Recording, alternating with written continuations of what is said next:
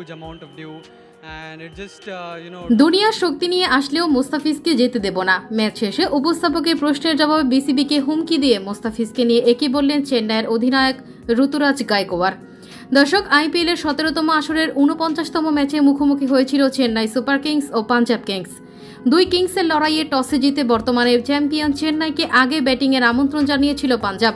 আর bat করতে নেমে ঋতুরাজের দায়িত্বশীল 50-তে ভর করেই চেন্নাই সুপার কিংস তুলেছিল 7 উইকেটে 162 রান।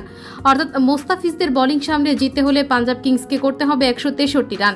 এই লক্ষ্য নিয়ে বল করতে নেমে তৃতীয় ওভারেই মোস্তাফিজের হাতে বল তুলে দেন চেন্নাইয়ের অধিনায়ক ঋতুরাজ গায়কোয়াড়। আর বল করতে এসে প্রথম ওভারে দিয়েছেন মোস্তাফিজ মাত্র 3 রান। এরপর মোস্তাফিজ পঞ্চম ওভারে এসে দিয়েছেন 9 রান। এরপর 15তম ওভারে বল করতে এসে মোস্তাফিজ নিয়েছেন মিডল ওভার। সব মিলিয়ে 4 ওভার বল করে দিয়েছেন মাত্র 22 রান। তবে মোস্তাফিজ ভালো বল করলেও বাকি বোলারদের ব্যর্থতাই ম্যাচ হারে। এদিকে ম্যাচ শেষে চেন্নাইয়ের অধিনায়ক ঋতুরাজ গায়কোয়াড় বললেন, মোস্তাফিজ আমাদের দলের একমাত্র নির্ভরযোগ্য বোলার, তাই তাকে কোনোভাবেই ছাড়ব না। এটাই আমাদের চূড়ান্ত সিদ্ধান্ত। যত শক্তি নিয়ে আসো, মোস্তাফিজকে ছাড়ব না, আমাদের তাকে লাগবেই লাগবে।